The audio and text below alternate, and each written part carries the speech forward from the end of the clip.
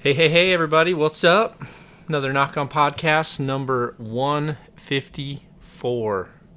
I don't know if that number means anything. It doesn't to me, but it might to someone. So, welcome to the podcast. It's actually a podcast also coming live through Instagram. So, if you don't have an Instagram account, you need to make one because that's where the party's at.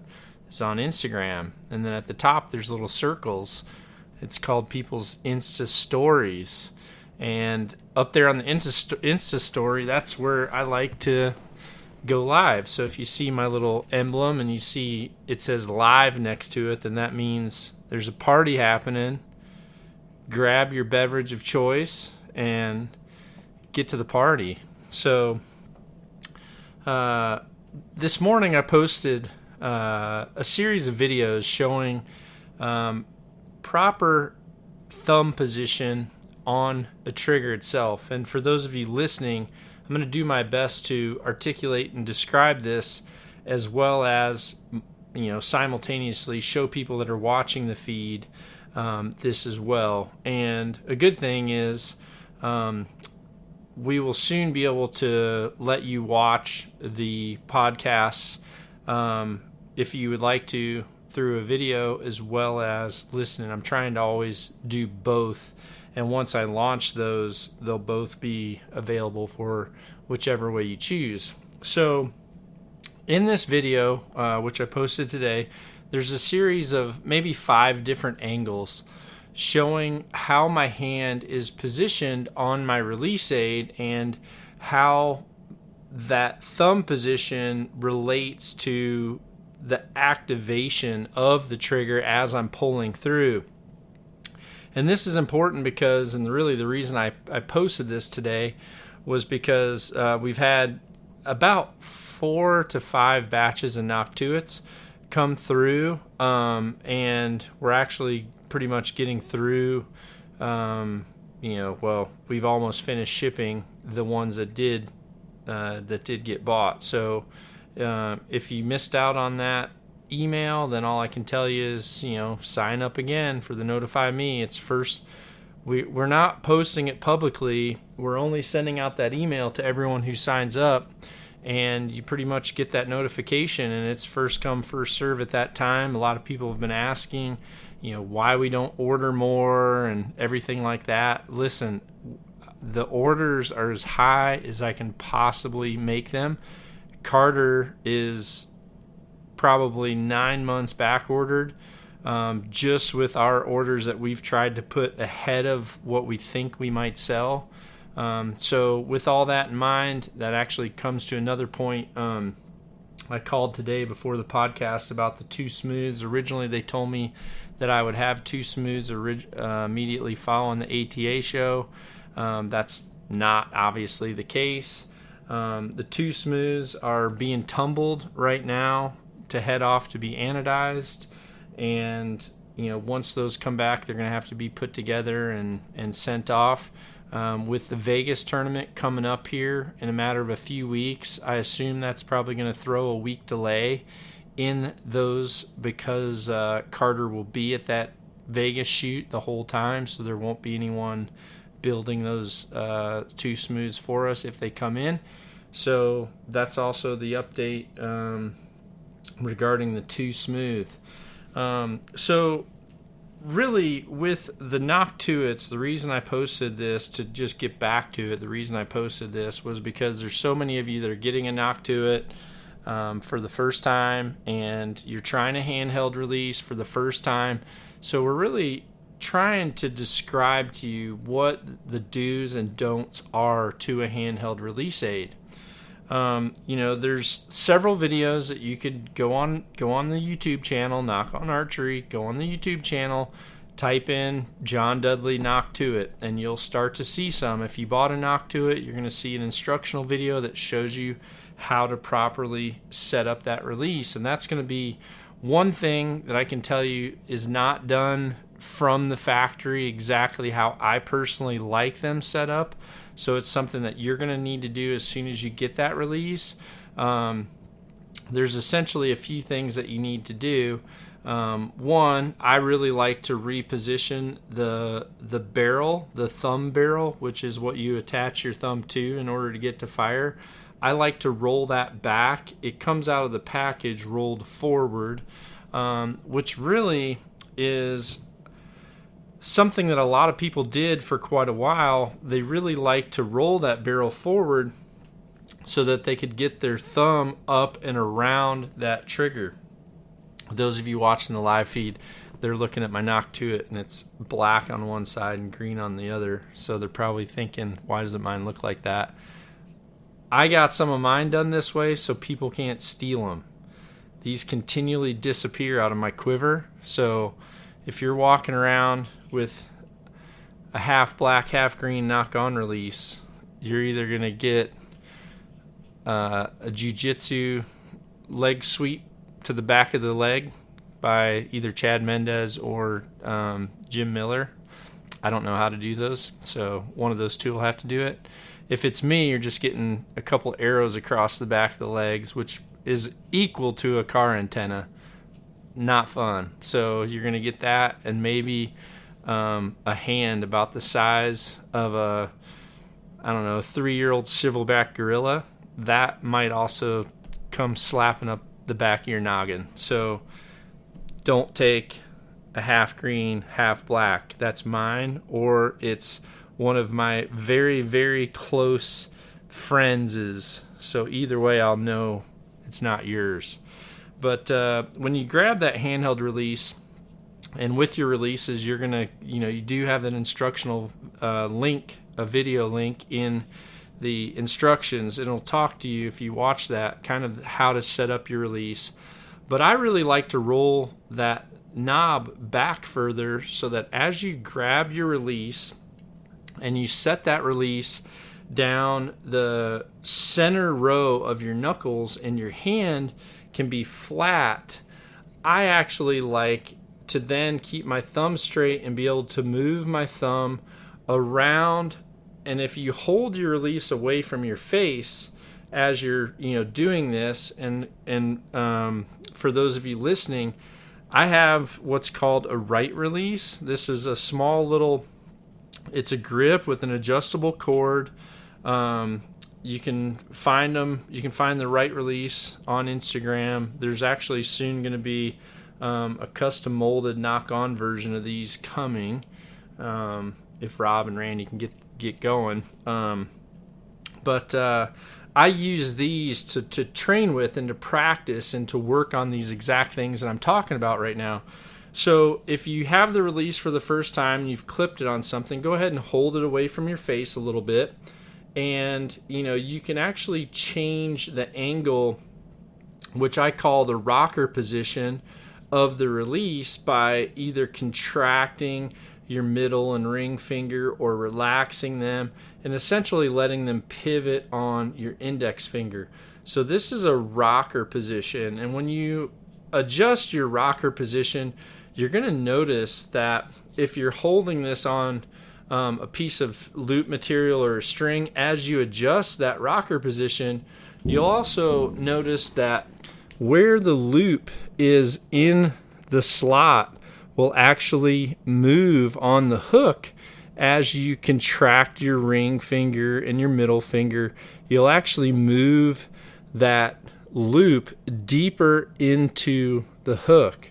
Whereas if your hand is in a neutral position with all of your fingers bent evenly, and essentially you've got your D loop pushed up against, if you're holding it the correct way, it would be the top side of the little slot that the hook closes around the D loop. And what's nice about that is it actually lets that D loop come out cleaner once it's fired. You essentially want that D loop coming out the top side of the slot as it comes out. If it's down towards the bottom, it'll ride on that hook longer when it comes out. So knowing your rocker position and the consistency of that rocker position is really, really important to the accuracy of a handheld release aid. The other thing your rocker position does is your rocker position actually dictates where that trigger hits your thumb. So if you keep your thumb straight and move it over to the back of your trigger, and if you hold your release out away from your face and you're looking at it, I essentially set my thumb to the round barrel of the trigger at about 5 o'clock on the actual round adjusto knob. Okay, I set my thumb right at 5 o'clock. Now you'll also notice that the last joint of your thumb, you'll see the lines on that joint where it bends. The lines of that joint are essentially behind the barrel, and the barrel where your thumb is positioned on it at 5 o'clock on the barrel, you're essentially covering from right in front of the joint of your thumb to about halfway down your thumb is where that trigger should be setting, okay? And it's important that we're actually in the back half of that position of our thumb, simply because in that back half there, it's actually a lot less sensitive. And this is really important. I'm just going to grab a pen quick here for those watching. And what I'm doing here is I'm going to take a pen and I'm going to actually draw a line on my thumb right at about halfway between my fingertip and the actual bendable joint of my thumb. So I'm going to draw 2 lines. They're not the straightest because I'm having to do it left-handed. But essentially draw 1 line on the bendable part of your thumb, then draw another line halfway between the bendable part of your thumb and your tip of your thumb. So now that you see those 2 lines, go ahead and grab your release again. Hopefully you got a little release trainer, and try to position your thumb so that your barrel is between those 2 marks, preferably closer to the one that's on the actual joint. Okay? This is going to be really important, and this is something that you could actually do on your thumb as an indicator if you're filming yourself and trying to do self-analysis of rocker position or thumb positioning on the trigger itself. By having these 2 lines on your thumb, you've immediately given yourself a reference when doing self-video analysis. And this is critical because the consistency with a handheld release and learning to fire it by pulling through the shot is going to be really important in relation to how your preload is. And the preload is essentially where your thumb is set to that trigger, and then also how much pressure you've actually loaded or how much skin you've loaded onto that trigger before you've ever started your execution.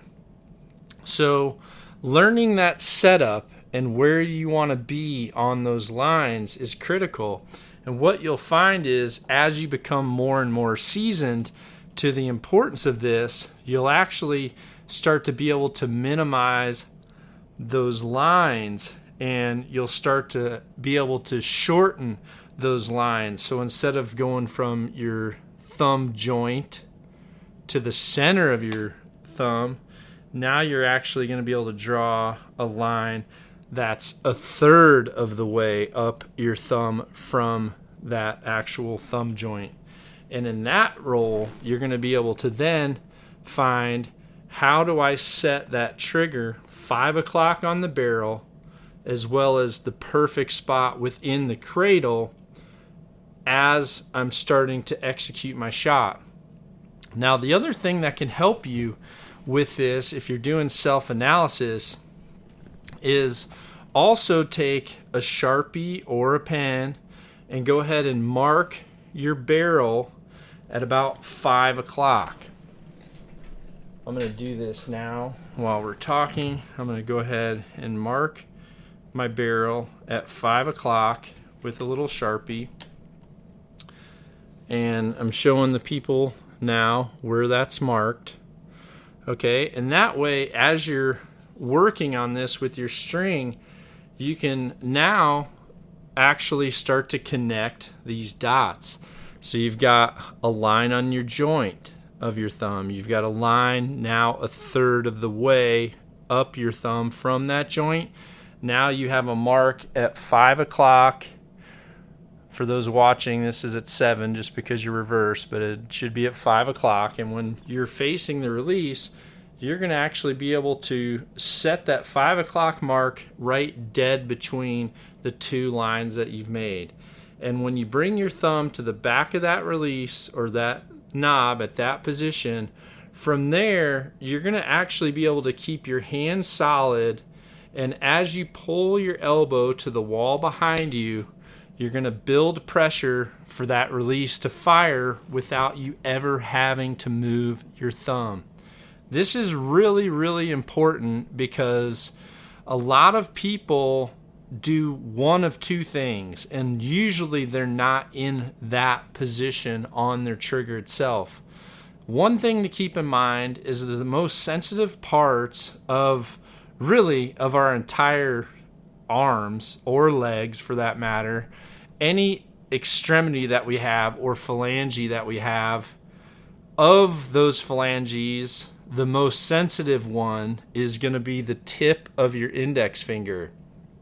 If we want to know how something feels, we use the tip of our index finger. This is what all the sensation comes from, no matter what we're doing. So that's why when people shoot an index finger release and they put the tip of their finger, the very tip of their finger on that release, your brain can tell to the 10th or 1000th of a pound pressure variation that you're making on that trigger. And a lot of times, because your mind is so in tune with the sensitivity of the front of that finger, it actually doesn't really like you continually building pressure on the trigger while your pin may be floating around on the target, which is why a lot of index fingers shooters get to the point where you can see they have their finger on the trigger if they're on the spot, and then they let off. And then they're on, and then they're off. And a lot of times that on and off starts to just develop into, as soon as they're in the center, they just hit it. And they hit it, and they hit it.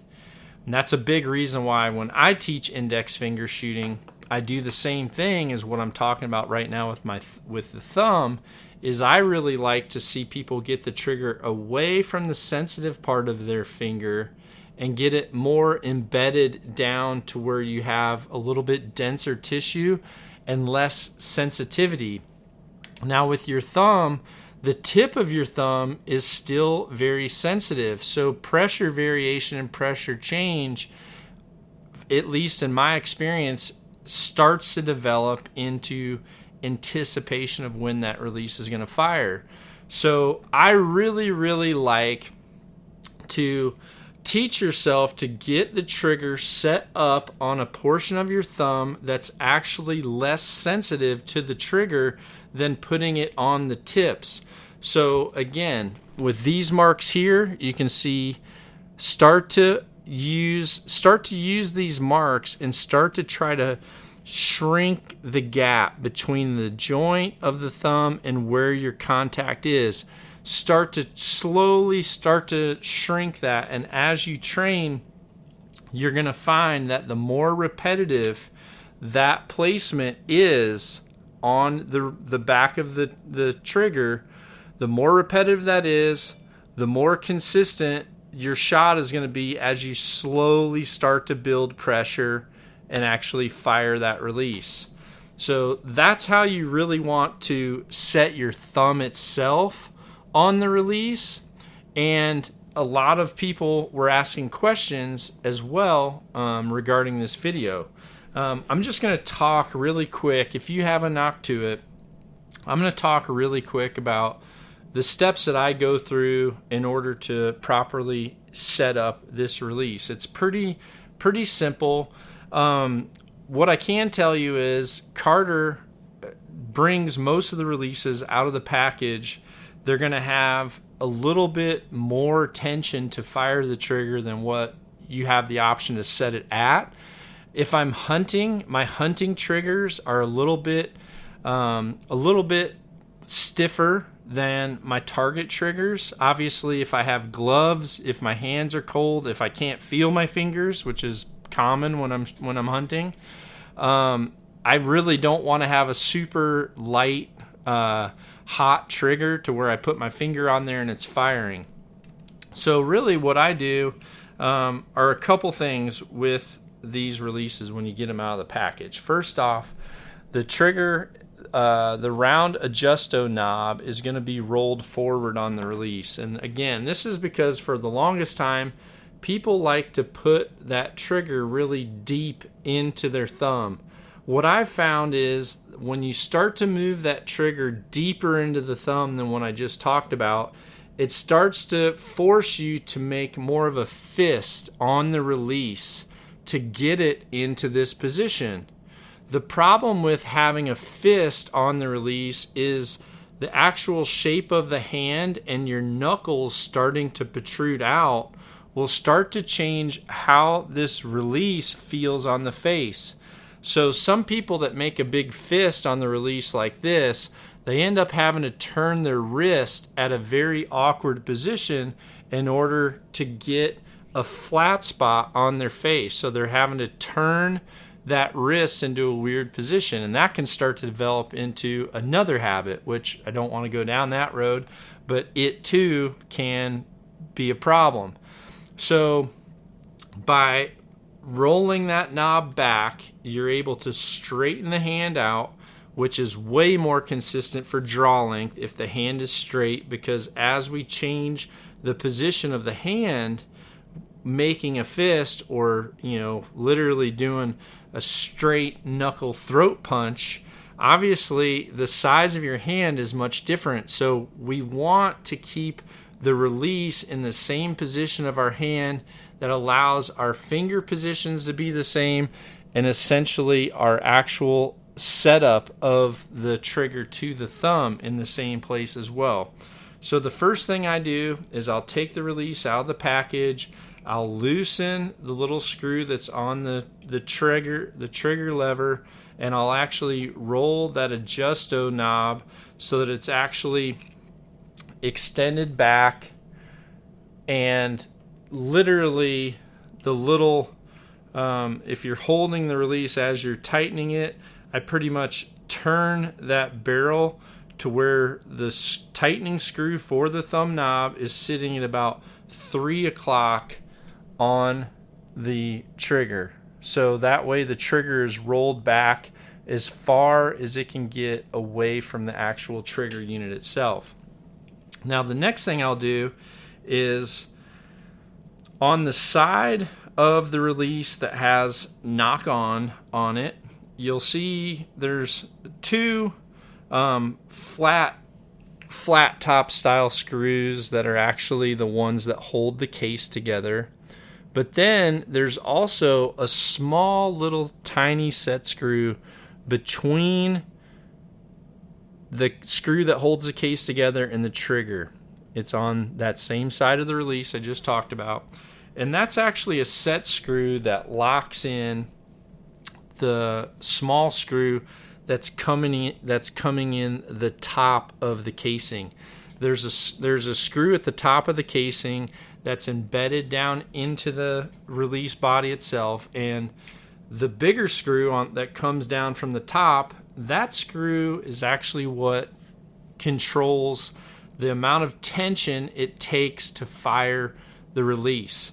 So the deeper you screw that top screw down in, the more you're compressing the spring, and the more you compress the spring, the more it'll take to fully compress it in order for it to fire. So essentially you have a micro adjustment of the tension.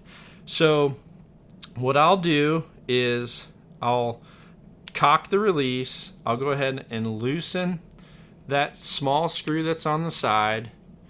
And if you want a little bit lighter trigger, then go ahead and take, now go to the top screw that adjusts the spring and back that out a few turns. You don't want to remove that, you don't want to back that screw out to where it starts to protrude out the top of the casing. You don't want to go any further than when it's flush with the casing. So by loosening that, we're essentially letting less tension off the spring, so the spring is going to be a little bit easier to fire. Now from there, what I'll do is I'll then take my Allen wrench and I'll go to the screw that's on the back side of the actual trigger lever that's coming out of the release, the silver trigger lever. There's a small little set screw that as you tighten that set screw, it'll move the trigger away from the body. So essentially, the further you move it away, the more sensitive you're going to make it. That is your travel adjustment. So the screw that's on the actual trigger body itself, that's coming out, it's the silver part that comes out of the green release. That screw adjusts travel, so how much movement you have in the release until it fires. The screw that comes down from the top of the release, that is actual spring adjustment or tension adjustment. So once we've slightly adjusted our tension to what we think it needs to be, make sure the release is cocked, and then put an Allen wrench into the trigger travel adjustment screw, and I'll go ahead and start to slowly tighten that screw until it fires. Okay? Once it fires, go ahead and look at the position of your Allen wrench, and if you can imagine the position of your Allen wrench on a clock. So right now, the way I'm holding mine, it's actually sitting up at 12 o'clock. I'm going to go ahead and back that down to about 9 o'clock. Okay? And what that's doing is, when it fires, that means you're past the edge of the two sears sitting on one another. So we've backed it up enough to where now the release is going to not have any travel. It's not on the edge of firing to where it's not safe. It's safe enough to fire. And from there, you can put your thumb on the release and see how the pressure is for it to fire. This one's still really fast for me. So because I know the travel screw is set correctly, now what I'm going to do is I'm just going to go back to that screw that's on the top of the release casing, the spring tension screw. I'm going to go ahead and tighten that in about another turn and a half. And again, that's compressing the small spring that's in the top body of the release. So that's your tension adjustment. Now your release does come with a pack of multiple springs to where if this one is either not light enough or not stiff enough, you can go to either a stiffer spring and repeat the process. And what you do is you'll have to back that top screw all the way out of the casing. And if you turn it upside down, the spring that comes with it, which is the one I recommend, will fall out. You can drop another one in there and replace that top screw. Make sure the spring is in there correctly so that as the screw is tightening down, it's squishing the spring correctly. Now, what I will tell you is I've found that the consistency of firing these releases is a little bit better when you're not pushing the spring to the maximum compression. You know, imagine it like the suspension on your truck. You know, if you have your truck and you've got a full elk loaded in that thing and a Yeti full of ice and all your gear and a Traeger, and some wooden pellets, which is pretty much what my Western truck is like, I can tell you that thing going down a backcountry road is a lot more rough on the ride because you're not utilizing the full extension of the spring. So if you bottom that spring out, I just find that the consistency of smashing it that last little bit to get it to fire isn't as consistent as going to the next heavier spring and just not squishing it so much with that set screw. But getting back to my release here, it was a little bit too light on the trigger pressure, so I went ahead and put a 1.5 turns in that top screw. Now what I'm going to do is I'm going to cock it one more time, and as you adjust that top tension screw, I would recommend that you just go back and double check your travel screw too. So I'm going to go back to the screw that's on the back of the trigger lever arm, and I'm going to just slightly turn that easy until it fires. And this time I was able to turn it maybe about 8 to 10 more degrees than last time. So now I'm going to go ahead and back this back around about the 3 o'clock number on the clock, and this release now is perfect for me. So I have no travel and I have the amount of tension that I like. So from there, now all I'm going to do is lightly tighten that set screw that's on the side of the casing, the small one. Be careful with this. Anytime you're working on a bow or a release or a sight, if it has one of these teeny tiny set screws on it, it's really important to have a really good new set of Allen wrenches where the Allen wrenches are very square, so that as you're tightening that down, you're not going to round out the inside of that. So I've got this release set pretty much to the perfect tension that I like, and I guess from there, with this right release, I'm able to now practice attaching my release to the actual loop and then coming to my full draw position and getting a comfortable feel on my face. Okay, and I talk about that in the videos. There's several videos out there how to use a handheld release, so I definitely recommend that you watch that. Now, a common thing that we get from people is whether the noise of the release firing spooks game animals. And honestly, I may almost be embarrassed to tell you how many animals I've shot with a handheld release aid.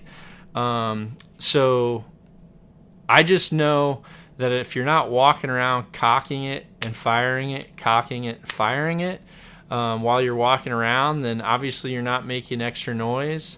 Cocking it is that sound there is as loud as it gets. Cocking in the release, when it comes to firing the release, the firing of the release is not as loud as your actual bow going off, so that sound is actually masked as well. Now, if you need to actually get your release off your string and you're worried about the noise, what you have to learn to do is actually slowly push that release, the cocking lever, kind of hold the cocking lever as you depress the trigger, and it'll open up. And then you're not actually driving that release open like that. Instead, what you're doing is you're just holding or slightly pushing the back of the cocking lever, push your thumb trigger down, and you can literally let it open. The other thing too is if you get good enough at it when you're in the field, you can learn to actually push the base of your palm against that cocking lever and actually squeeze that trigger to make much less noise as you let it down, because essentially you're not allowing the cocking lever to fire open. Now, in that video that I posted today, showing those different angles, what you'll notice if you look, a lot of people are looking at my thumb position and how that is and how I'm coming through my shot. But another important thing to look at is go ahead and look at the cocking lever of the release itself. In those videos, what you'll notice is that cocking lever is actually firing back really fast. And a big part of that is because I have elected to go to a different cocking lever spring than what comes standard on other Carter releases. And I'm just a firm believer in, especially with the self-closing hook, that having that heavy cocking lever to drive that open faster is better for accuracy. So those are kind of the components to the release that you need to know about. What I want to do is I actually have several of the questions that people posted in regards to this video up, which I think will be very, very good for this podcast subjects. But I want people out there to go ahead and work on these little things that I talked about, making the lines on your thumb, learning setup position, learn your rocking position. And if you do that and learn that setup to the exact position of that barrel each and every time, it's going to be critical. Essentially, a trigger is more or less a lever arm. It's leverage, okay? So firing a trigger is simply leverage. So what we're trying to do is I'm essentially giving you indicator marks to where you're able to use the same leverage each and every time. This is going to be really important when it comes to how consistent your shot feels. For those of you out there that are using a Silverback, same thing applies. The difference is you're not setting your thumb on the trigger itself, but the actual position of the hand, so to speak, your rocker position, and where you're putting that trigger, where you're putting the small, the loop in the hook itself, where you're putting that pressure has a big, big deal on how consistent that is as you fire. So to come to full draw of the Silverback, learning your rocker position, letting off the safety, and then slowly pulling through until that fires, that's going to be really, really important for you to understand. Now, with the Silverbacks, you'll notice that the hook is slightly different than what was on the original Evolutions. The original Evolution had a much, much deeper and a much more open hook design, and it didn't have the hump that's on the back, the Silverback hump that's on the hook itself. That prevents how far this is actually opening past center. So by it opening to the same spot every time helps consistency, doesn't overextend, so it helps for wear. Plus you have a much, much shallower hook to where the loop can fit in there, but it can't have too much play, but there is still some. For those of you watching, I'm getting a lot of likes right now about this Silverback. This is one of the new wrap kits for the Silverback. There's actually wrap kits being shipped this week. Hopefully we'll have them available on the website by next week. Going to be pretty cool. I've got there's 3 brand new designs for the Silverback skins, and one of them is the Patriot red, white, and blue. So this is pretty cool. This was inspired by the Patriot bow, and the only reason I didn't do red, white, and blue for a Noctuid is because it kind of clashes with the green. So if you have a Silverback, you'll be able to do a red, white, and blue American flag theme on a skin, as well as a fluorescent green diamond plate, and also I forgot what the other one was, but that's going to be the 3 they'll be coming. But I'm just going to jump into the questions here relating to the post that I made about shooting.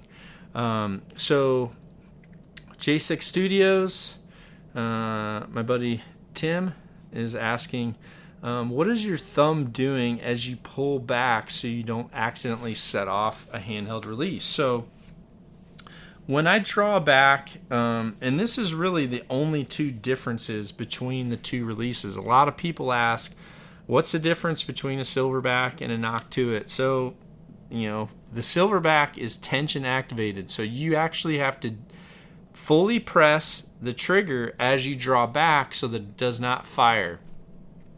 Then once you're at full draw, you'll actually let off the safety and then pull through the release until it fires.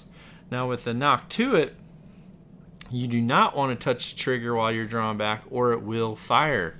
So to answer Tim's question, I'm in the habit of I always connect my thumb to the small nail, tip of the nail on my index finger. My index finger is going through the hole of the release, and as my hand is flat and my index finger is curled around, I actually set my thumb right on my index finger nail. As I draw back, I'll anchor in that position, then I'll just straighten my thumb and bring my thumb right to the back of the release as I described earlier. Now, if you're a Silverback user, I do this in exactly the reverse order. So I'll draw back, fully compress on the trigger. Again, hand is flat. Essentially, I'm holding that safety down or holding the trigger down in the same exact place as what I would make a knock to it fire. I'll anchor. My hand is again flat. I'll anchor. Then I'll bring my thumb over to my index finger. Keep that hand solid, especially keep the index finger fully locked in that position, flat, and almost imagine it as a rock hard hook, and you are pulling through that release with that index finger and your middle finger being fully firm in those positions. So I'll let my thumb over to my index nail and I'll slowly start that pull until that release fires.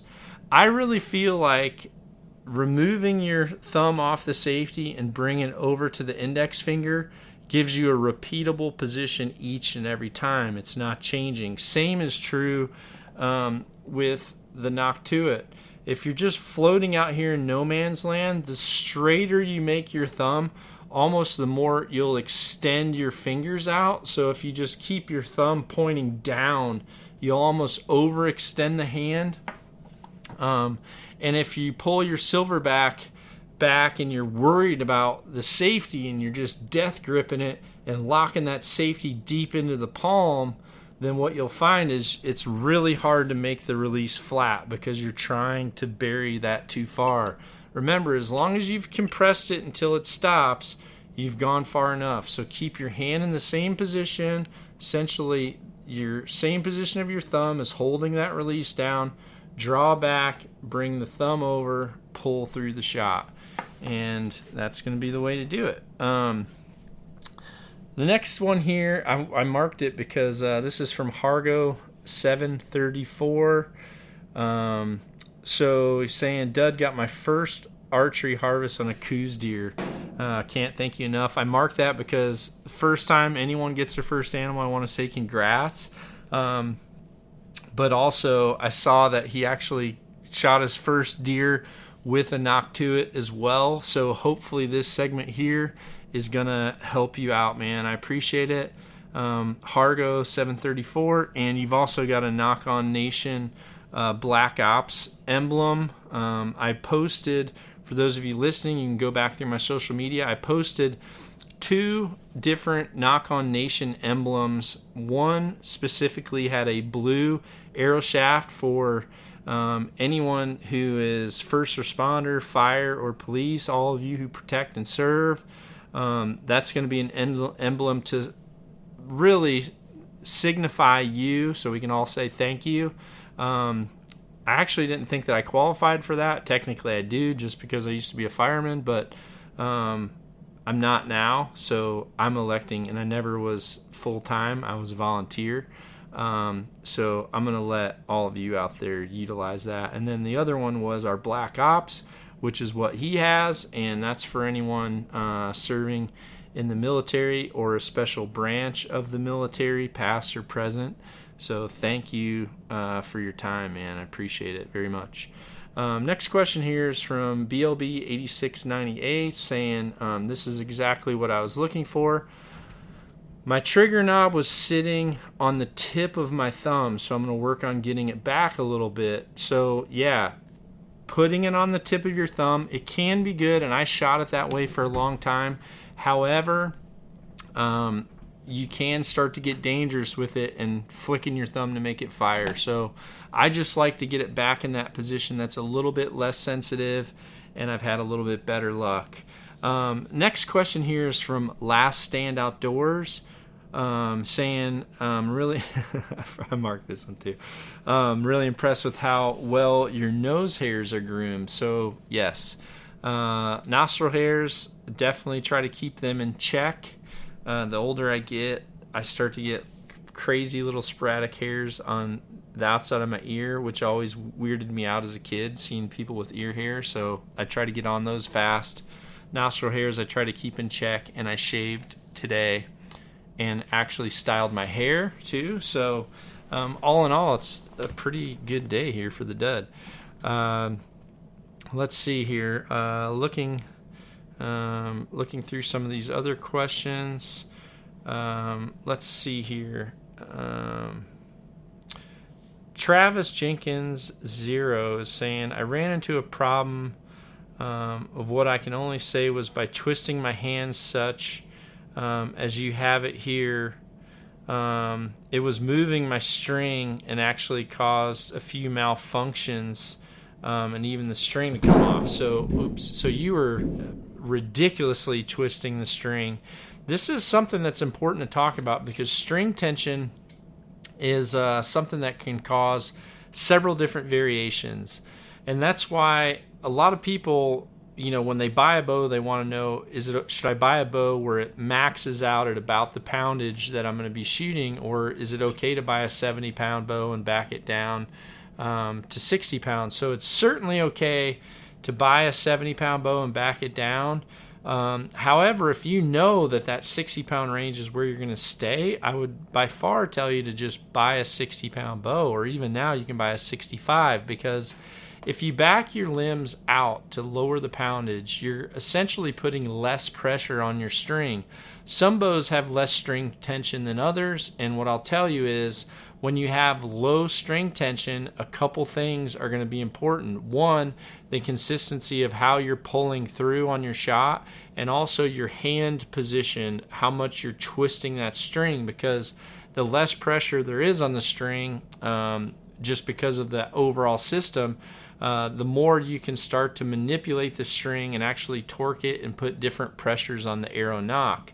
So having good string tension is going to be important. That's also another reason why some of these bows now that are well over 90% let off, the string starts to get very loose at full draw. So you got to be careful with that. The other thing too is a lot of people that are used to a wrist strap release, they're used to pulling back in a certain fashion. I like to take my handheld release and actually turn it to the same angle as what I'm going to be anchoring on my face with before I ever pull the string. So some people pull it almost with their pinkies down, they pull it back, and then they reef it all the way over and twist it almost 180 degrees.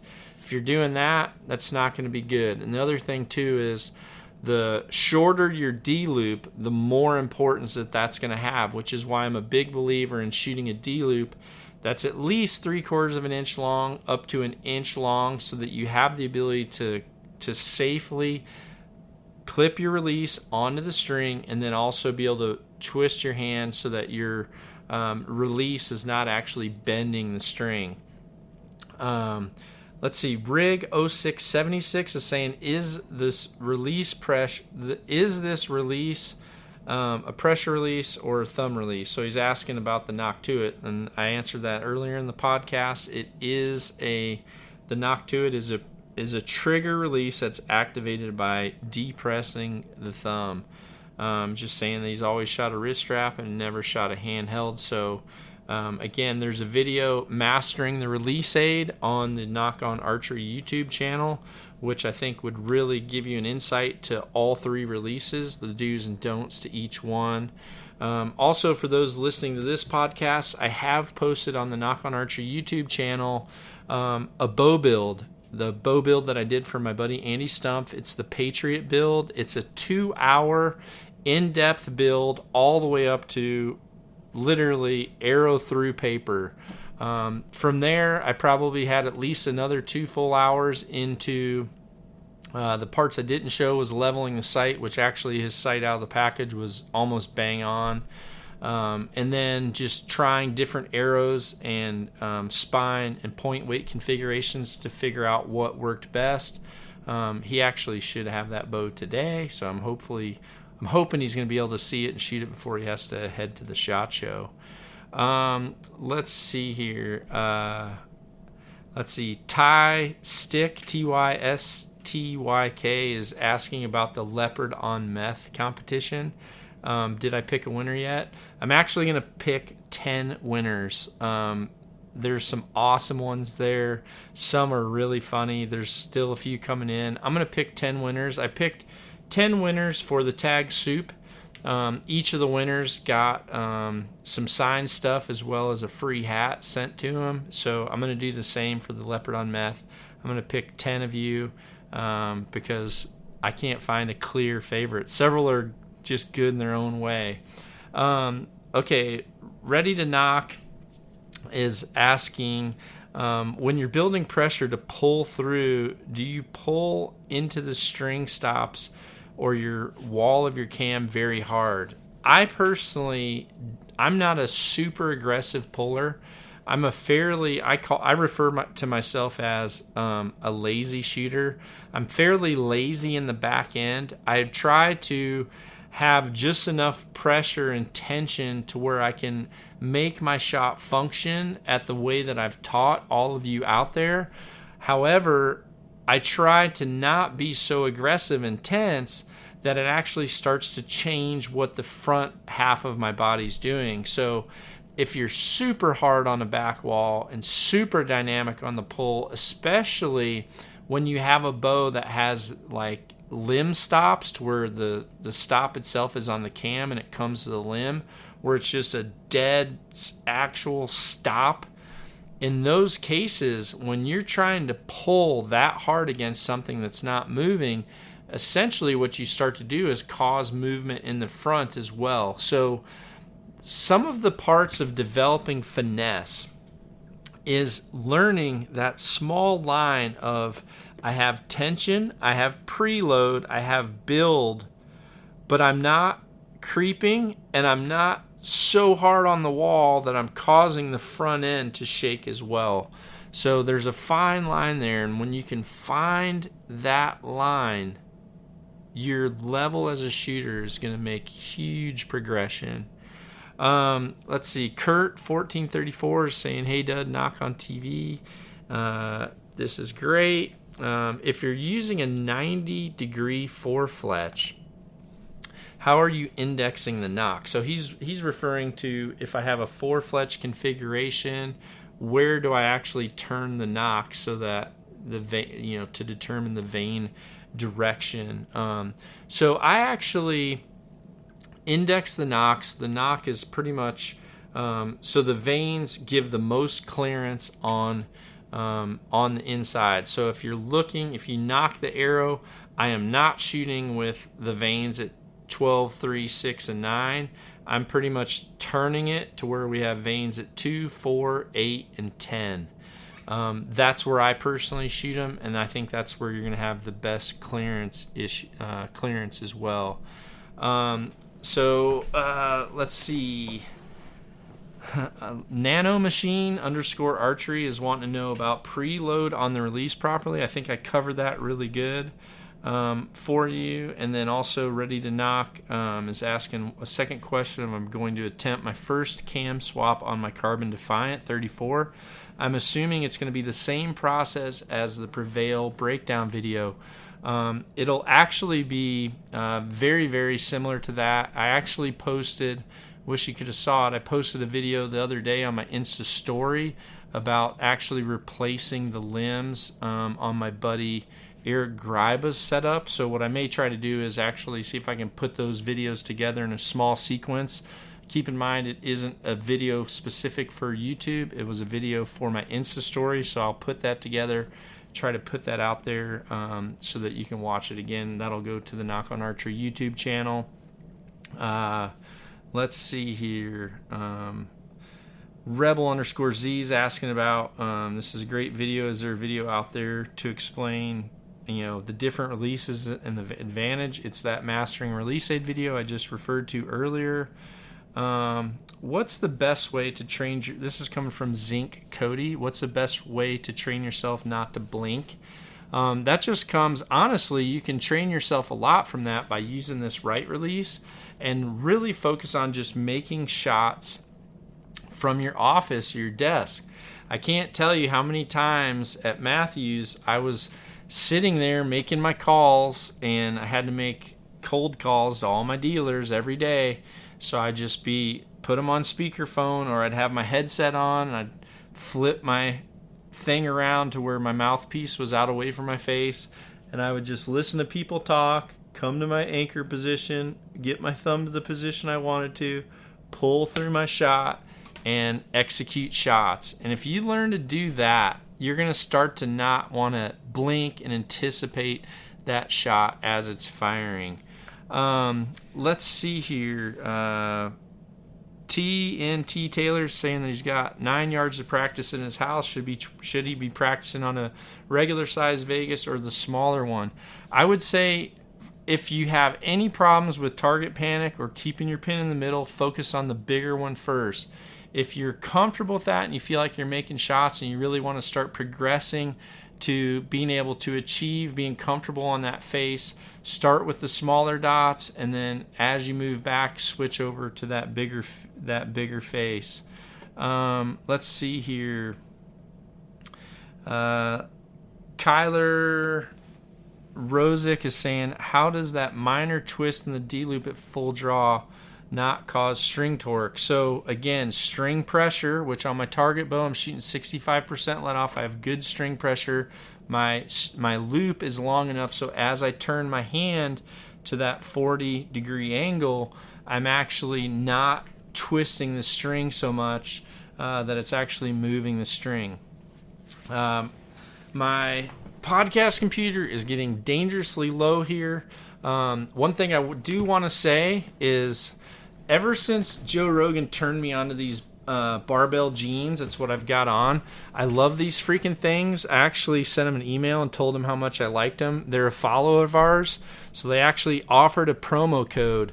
If you go to Barbell Jeans, you can enter in promo code NOCKON, NOCKON, and you're going to get a discount off any of your orders. So that's pretty cool. I appreciate those guys following ever since knowing me and Joe were hanging out. If you like super stretchable, bendable, even you can do lunges and squats in your jeans if you want, full kettlebell workout. They fit super awesome. They do have a 36 inseam on some models, but super cool. If you really want to know what having a pair of unrestrictable jeans are like, Joe wears them every single day. Now I do too. If I'm wearing blue jeans, go to Barbell Jeans and make an order. They're a cool company. And again, promo code is NOCKON, NOCKON. So thanks, everybody. I appreciate it. And hopefully this was a good podcast for you. Knock on, everybody.